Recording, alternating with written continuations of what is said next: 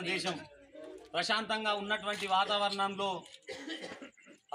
పల్గామా దాడిలో మన రాష్ట్ర ప్రజలను 27 మందిని పుట్టన పెట్టుకున్న ఉగ్రవాదులను శిక్షించాలని మనము ఎంతో అధ్యస్తే వాళ్ళు తిరగబడి మన మీద దాడులు చేసి 16 మంది హిందువులను మీరు హిందువా ముస్లిమా అన్న పేరు పెట్టి మీ నరేంద్ర మోదీ గారికి కూడా చెప్పమని చెప్పేసి హిందూ అని చెప్పి కాల్చి చంపిన ఆ దుర్మార్గులను వెంటనే శిక్షించాలని చెప్తే వాళ్ళు దాడికి తెగబడ్డ దానికి పాకిస్తాన్ని మనము ఖచ్చితంగా వాళ్ళ మీద యుద్ధం ప్రకటించడం జరిగింది।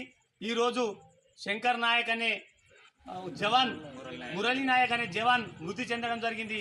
వారికి సంతాపం తెలిపే విధంగా ఈరోజు ఈ కార్యక్రమం చేపట్టడం జరిగింది।